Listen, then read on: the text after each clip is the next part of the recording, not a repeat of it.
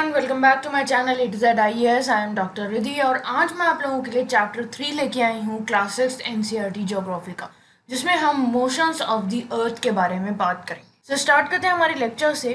तो जैसा कि हमें पता है कि अर्थ के दो तरीके के मोशंस होते हैं, एक होता है रोटेशन और दूसरा होता है रिवॉल्यूशन।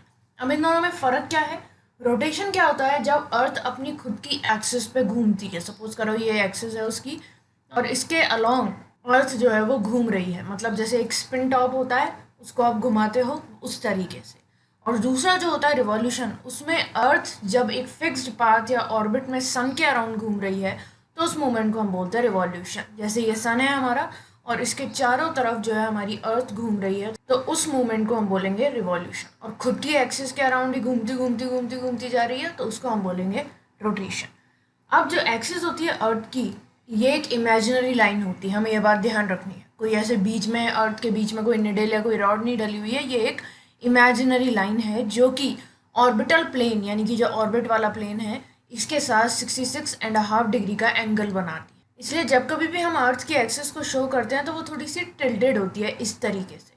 तो जो हमारा ऑर्बिटल प्लेन होता है उसके साथ उसका जो एंगल बनता है वो 66.5 डिग्रीज का होता है। अब अर्थ जो है उसे सन से लाइट मिलती है, हमें पता है। अब क्योंकि अर्थ की स्फेरिकल शेप है, इसीलिए एक बार में जो आधा पार्ट है सिर्फ उसी को सन की लाइट मिल सकती है। इसलिए अर्थ का जो पोर्शन सन को फेस करता है वहाँ पे दिन रहता है और जो सन से दूर होता है वहाँ पे नाइट रहती है। क्लियर हो गई ये चीज़? Now the circle that divides the day from night on the globe is called the circle of illumination.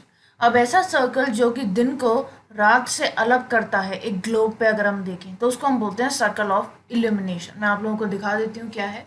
ये जो आपको दिखाई दे रहा है यहाँ, ये जो है हमारा, और पीछे भी इसी तरीके की लाइन रहेगी तो पूरा सर्कल ऑफ इल्यूमिनेशन हो जाएगा। एक तरफ उसके दिन होगा और दूसरी तरफ रात होगी। एक बात और ध्यान रखनी है कि सर्कल ऑफ इल्यूमिनेशन जो है वो हमारी एक्सिस से कोइंसाइड नहीं करता है। एक्सिस हमारी ऐसे है और सर्कल ऑफ इल्यूमिनेशन जो है वो इस तरीके का है। अब हमें ये पता है कि अर्थ को लगभग 24 घंटे लगते हैं एक रोटेशन कंप्लीट करने में खुद की एक्सिस पे।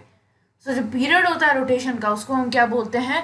अर्थ डे। ये बात ध्यान रखनी है, यानी कि 24 आवर्स का जो पीरियड है उसको हम बोलेंगे अर्थ डे। और ये डेली मोशन होता है अर्थ का। क्लियर है? ये वाला जो डायग्राम है इसमें वही चीज़ दिखा रखी है, ये हमारी एक्सिस है और ये हमारा ऑर्बिटल प्लेन है। तो इससे 66.5 डिग्री पे है हमारी जो एक्सिस है अर्थ की वो। अब सपोज करो अगर अर्थ रोटेट करना बंद कर दे तो क्या होगा? तो जो पोर्शन है अर्थ का जो सन को फेस कर रहा है उसमें हमेशा दिन रहेगा, जिसकी वजह से इस रीजन में कंटिन्यूस वार्मथ रहेगी, मतलब गर्माहट रहेगी। और जो दूसरा हाफ है वो हमेशा डार्क में रहेगा, यानी कि वो बहुत ज़्यादा ठंडा होता जाएगा। तो इतनी एक्सट्रीम कंडीशंस में लाइफ जो है वो पॉसिबल ही नहीं हो पाएगी। सारे जो भी लिविंग ऑर्गेनिजम्स हैं वो मरने लगे। क्लियर है? सो अर्थ के रोटेट होने की वजह से ही दिन और रात आते हैं। ये नहीं कि सूरज उग रहा है या सूरज डूब रहा है, ऐसा नहीं होता। हमारी अर्थ रोटेट करती है, इस वजह से दिन और रात होते हैं। अब सेकंड मोशन क्या है अर्थ का? रिवॉल्यूशन। रिवॉल्यूशन क्या होता है? जब अर्थ सन के अराउंड चक्कर लगाती है अपनी ऑर्बिट। तो सन के अराउंड एक चक्कर लगाने में अर्थ को 365 1/4 डे लगता है, यानी कि 365 डेज प्लस जो 366 डे होता है उसका 1/4 दिन लगता है उसको, यानी कि 6 घंटे। अब हम एक ईयर को 365 डेज की तरह ही काउंट करते हैं, 1/4 को हटा देते हैं। तो क्या होता है 4 साल में जब हम 1/4 को ऐड करते हैं तो हमारा एक दिन पूरा कंप्लीट हो जाता है। इसीलिए हर 4 साल में हमारा लीप ईयर आता है जिसमें एक दिन ज़्यादा होता है, यानी कि 366 डेज होते हैं। क्लियर है? तो ये होता है हमारा लीप ईयर, क्योंकि हर साल में 365 1/4 होता है, लेकिन इस 1/4 को हम हटा देते हैं कन्वीनियंस के चक्कर में।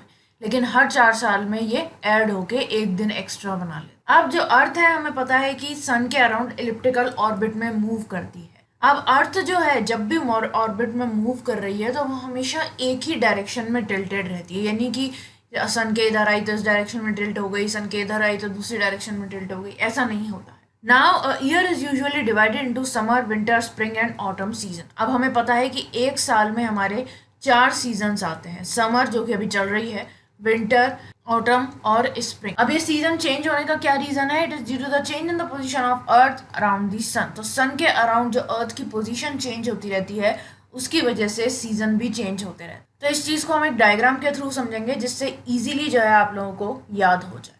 तो ये देखो, ये हमारा सन है और ये अर्थ की पोजीशंस बता रखी है 1, 2, 3 और 4। और ये चारों जो है चार हमारे सीजन्स को डिनोट कर रही हैं पोजीशन। तो देख लेते हैं एक एक करके।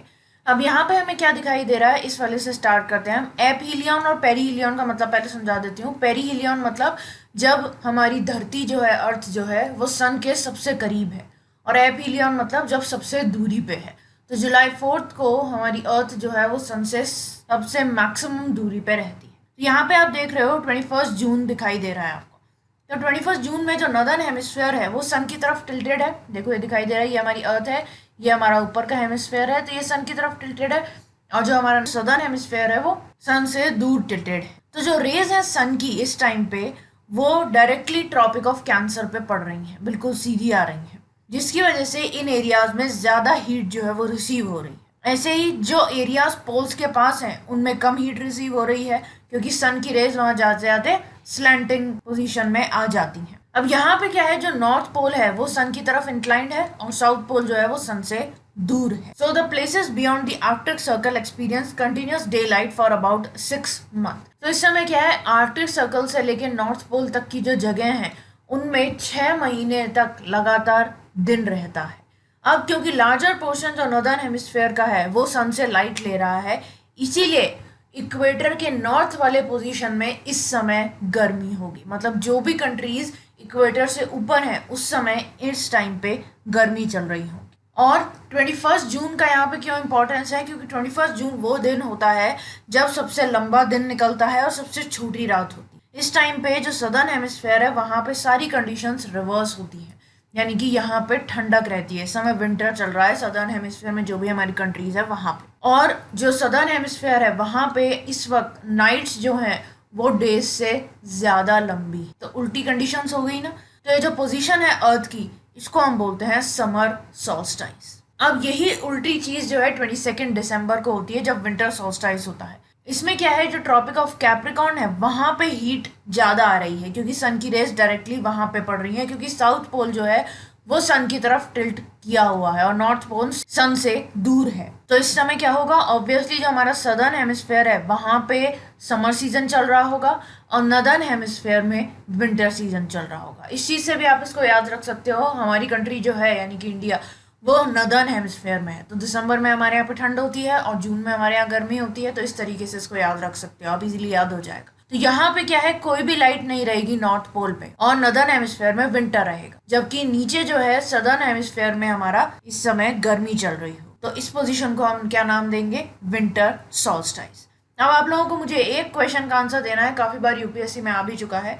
ऐसी कौन सी कंट्री है जहाँ पे क्रिसमस जो है वो गर्मियों में मनाया जाता है? ठीक है, वैसे तो हम दिसंबर में मनाते हैं क्रिसमस, तो हमारे यहाँ तो ठंड में मनाया जाता है, लेकिन ऐसी कौन सी कंट्री है जहाँ पे क्रिसमस गर्मियों में मनाया जाता है? तो उस कंट्री का नाम आप लोगों को बताना। तो ये दोनों डायग्राम्स क्लियर हो गए, समर सॉल्स्टाइस और विंटर सॉल्स्टाइस। अब हमारे बचे दो डायग्राम ऊपर नीचे वाले। सो 21 मार्च और 23 सितंबर, इन दोनों दिन क्या होता है या उस टाइम पीरियड में क्या होता है, जो डायरेक्ट रेज होती हैं सन की वो इक्वेटर पे पड़ती। तो इस पोजीशन पे ना तो कोई पोल जो है वो सन की तरफ टिल्टेड होता है, दोनों में से ही, इसलिए पूरी अर्थ जो है उस पे इक्वल डेज और इक्वल नाइट्स आते हैं। यानी कि 21 मार्च को भी हमारे 12 घंटे का दिन रात होगा और 23 सितंबर को भी 12 घंटे की दिन और 12 घंटे की रात होगी। तो इस चीज को हम बोलते हैं इक्विनॉक्स, क्योंकि इक्वल है ये इस वजह से। अब एक डिफरेंस होता है इनमें कि 23 सितंबर को नॉर्दर्न हेमिस्फेयर में ऑटम सीजन होता है, यानी कि पतझड़ का सीजन, और सदर्न हेमिस्फेयर में स्प्रिंग होता है।